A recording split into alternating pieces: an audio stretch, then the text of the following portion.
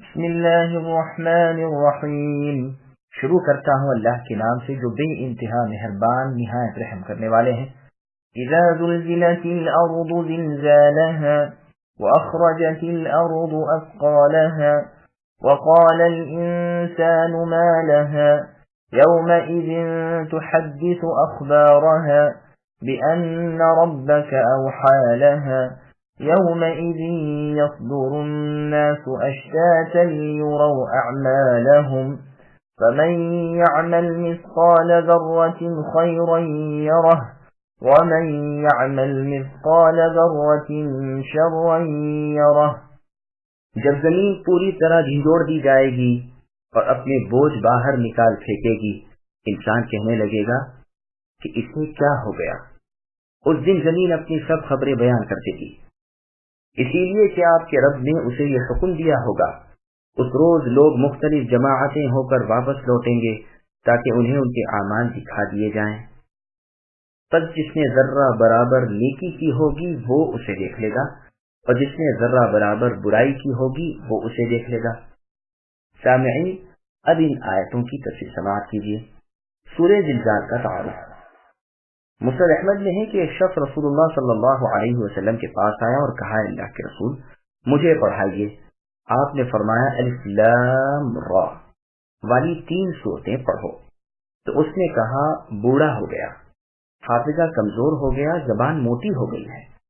تو آپ نے فرمایا اچھا حامیم والی سورتیں پڑھا کرو۔ اس نے پھر وہی عذر بیان کیا۔ آپ نے فرمایا یسبح والی 3 سورتیں پڑھ لیا کرو۔ اس نے پھر وہی عذر بیان کیا اور درخواست کی کہ اللہ کے رسول مجھے تو کوئی جامع سورت کا سبق دے دیجیے۔ تو آپ نے اسے یہ سورت پڑھائی۔ جب پڑھا چکے تو وہ کہنے لگا کہ اس اللہ کے قسم جس نے آپ کو حق کے ساتھ نبی بنا کر بھیجا ہے کہ میں کبھی اس پر زیادتی نہ کروں گا۔ پھر وہ پیٹ پھیر کر جانے لگا تو آپ نے فرمایا اس مرد نے فلاح پا لی، یہ نجات کو پہنچ گیا۔ پھر فرمایا ذرا اسے بلا لانا۔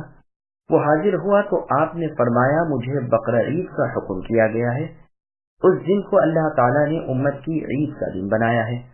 تو اس شخص نے کہا کہ اگر میرے پاس قربانی کا جانور نہ ہو اور کسی شخص نے مجھے دودھ پینے کے لیے کوئی جانور تحفۃً دے رکھا ہو تو کیا میں اسے ذبح کر ڈالوں؟ فرمایا نہیں۔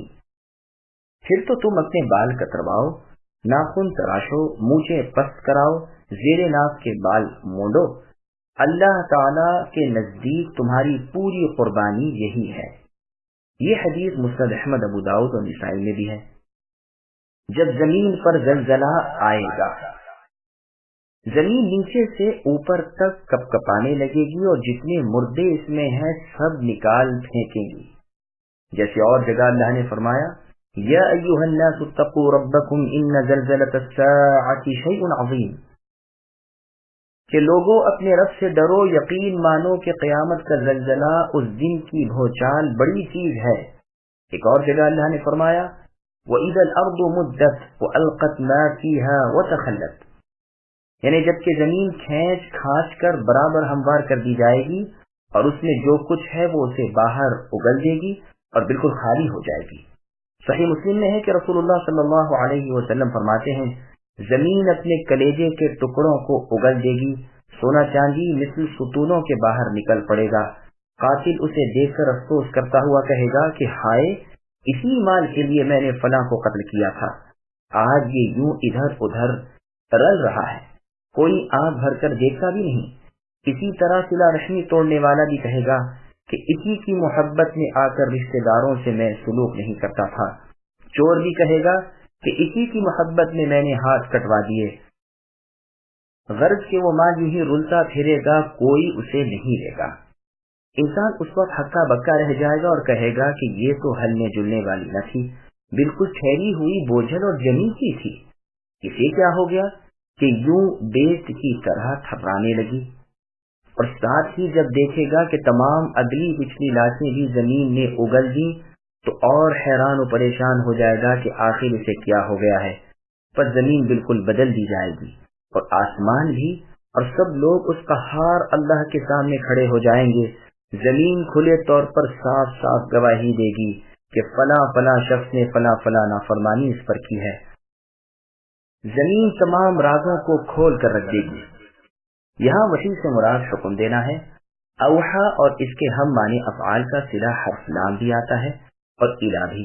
مطلب یہ ہے کہ اللہ تعالیٰ اسے یعنی زمین کو فرمائیں گے کہ بتا، اور وہ بتاتی جائے گی۔ اس دن لوگ حساب کی جگہ سے مختلف قسموں کی جماعتیں بن بن کر لوٹیں گے، کوئی بد ہوگا، کوئی نیک، کوئی جنتی بنا ہوگا، کوئی جہنمی۔ یہ معنی بھی ہے کہ یہاں سے جو الگ الگ ہوں گے تو پھر اجتماع نہ ہوگا۔ یہ اس لیے کہ وہ اپنے اعمال کو جان لیں اور بھلائی برائی کا بدلہ پائیں، اسی لیے آخر میں بیان فرما دیا۔ رسول اللہ صلی اللہ علیہ وسلم فرماتے ہیں کہ گھوڑوں والے 3 قسم کے ہیں، ایک اجر پانے والا، ایک پردہ پوشی والا، ایک بوجھ اور گناہ والا۔ اجر والا تو وہ ہے جو گھوڑا پالتا ہے جہاد کی نیت سے، اگر اس کے گھوڑے کی اگاڑی بچھاڑی ڈھیلی ہو گئی اور یہ ادھر ادھر سے چرتا رہا تو یہ بھی گھوڑے والے کے لیے اجر کا باعث ہے، اور اگر یہ رسی اس کی ٹوٹ گئی اور یہ ادھر ادھر چھڑ گیا تو اس کے نشان قدم اور اس کی لید کا یعنی گوبر کا بھی اسے ثواب ملتا ہے۔ اگر یہ کسی نہر پر جا کر پانی پی لے، گو ارادہ پلانے کا نہ ہو، تاہم ثواب مل جاتا ہے۔ یہ گھوڑا تو اس شخص کے لیے سراسر اجر و ثواب ہے۔ دوسرا وہ شخص جس نے اس لیے پال رکھا ہے کہ دوسروں سے بے پرواہ رہے اور کسی سے سوال کی ضرورت نہ ہو، لیکن اللہ کا حق نہ تو خود اس میں بھولتا ہے نہ اس کی سواری میں، پس یہ اس کے لیے پردہ ہے یعنی جہنم کی آگ سے۔ تیسرا وہ شخص ہے جس نے فخر و ریاکاری اور ظلم و ستم کے لیے پال رکھا ہے، پس یہ اس کے ذمے بوجھ اور اس پر گناہ کا بار ہے۔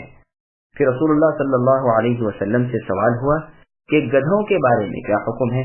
آپ نے فرمایا، مجھ پر اللہ تعالیٰ کی جانب سے سوائے اس تنہا اور جامع آیت کے اور کچھ نازل نہیں ہوا کہ ذرے برابر نیکی اتنی ہی بدی ہر شخص دیکھ لے گا۔ صحیح بخاری میں یہ روایت عدی بن حاتم رضی اللہ عنہ سے مروی ہے کہ آگ سے بچو اگرچہ آدھی کھجور کا صدقہ ہی ہو۔ دوسری ایک صحیح حدیث میں ہے کہ اے ایمان والی عورتوں، تم اپنی پڑوسن کے بھیجے ہوئے تحفے ہدیے کو حقیر اور معمولی نہ سمجھو، گو ایک کھر ہی آیا ہو۔ سنن نسائی کی ایک اور حدیث میں ہے کہ سائل کو کچھ نہ کچھ دے دو، گو جلا ہوا کھر ہی ہو۔ مسند احمد کی حدیث میں ہے کہ اے عائشہ، گناہوں کو حقیر نہ سمجھو، یاد رکھو کہ ان کا بھی اللہ تعالی حساب لینے والے ہیں۔ ابن جریر کی تفسیر میں ایک روایت میں ہے کہ یہ سورت ابو بکر رضی اللہ عنہ کی موجودگی میں نازل ہوئی تھی، آپ اسے سن کر بہت روئے۔ رسول اللہ صلی اللہ علیہ وسلم نے سبب پوچھا تو آپ رضی اللہ عنہ نے فرمایا، مجھے یہ سورت رلا رہی ہے۔ نبی نے فرمایا، اگر تم خطا اور گناہ نہ کرتے کہ تمہیں بخشا جائے اور معاف کیا جائے تو اللہ تعالیٰ کسی اور امت کو پیدا کرتے جو خطا اور گناہ کرتے اور اللہ انہیں بخشتے۔ ہر عمل کا بدلہ ملے گا۔ سعید بن جبیر رحمۃ اللہ علیہ فرماتے ہیں کہ جب آیت وَيُطْعِمُونَ الطَّعَامَ عَلَى حُبِّهِ إِلَى آخِرِهِ نازل ہوئی، یعنی مال کی محبت کے باوجود مسکین، یتیم اور قیدی کو کھانا کھلاتے ہیں، تو لوگ یہ سمجھ گئے کہ اگر ہم تھوڑی سی چیز راہ اللہ دیں گے تو کوئی ثواب نہ ملے گا۔ مسکین ان کے دروازے پر آتا لیکن ایک آدھ کھجور یا روٹی کا ٹکڑا وغیرہ دینے کو حقارت خیال کر کے یوں ہی لوٹا دیتے تھے کہ اگر دیں تو کوئی اچھی محبوب مرغوب چیز دیں۔ ادھر تو اس خیال کی یہ ایک جماعت تھی، دوسری جماعت وہ تھی جنہیں یہ خیال پیدا ہو گیا تھا کہ چھوٹے چھوٹے گناہوں پر ہماری پکڑ نہ ہوگی، مثلا کبھی کوئی جھوٹ بات کہہ دی، کبھی ادھر ادھر نظریں ڈال لی، کبھی غیبت کر لی وغیرہ۔ جہنم کی وعید تو کبیرہ گناہوں پر ہے۔ تو یہ آیت فَمَن يَعْمَلْ مِثْقَالَ ذَرَّةٍ خَيْرًا يَرَهُ وَمَن يَعْمَلْ مِثْقَالَ ذَرَّةٍ شَرًّا يَرَهُ نازل ہوئی، اور انہیں یہ بتلایا گیا کہ چھوٹی سی نیکی کو حقیر نہ سمجھو، یہ بڑی ہو کر ملے گی، اور تھوڑے سے گناہ کو بھی بے جان نہ سمجھو، کہیں تھوڑا تھوڑا مل کر بہت نہ بن جائے۔ ذرتین کے معنی چھوٹی چونٹی کے ہیں، یعنی نیکیوں اور برائیوں کو چھوٹی سے چھوٹی اور بڑی سے بڑی اپنے نام اعمال میں دیکھ لے گا۔ بدی تو ایک ہی لکھی جاتی ہے، نیکی ایک کے بدلے 10، بلکہ جس کے لیے اللہ چاہے اس سے بھی بہت زیادہ، بلکہ ان نیکیوں کے بدلے برائیاں بھی معاف ہو جاتی ہیں، ایک ایک نیکی کے بدلے 10 برائیاں معاف ہو جاتی ہیں۔ پھر یہ بھی ہے کہ جس کی نیکی برائی سے ایک ذرے کے برابر بڑھ گئی وہ جنتی ہو گیا۔ رسول اللہ صلی اللہ علیہ وسلم فرماتے ہیں گناہوں کو ہلکا نہ سمجھا کرو، یہ سب جمع ہو کر آدمی کو ہلاک کر ڈالتے ہیں۔ اسی طرح تھوڑے تھوڑے گناہ بہت زیادہ ہو کر آگ کا کام کرتے ہیں اور انسان کو جلا دیتے ہیں۔ سامعین الحمدللہ، سورۃ الزلزال کی تفسیر مکمل ہوئی۔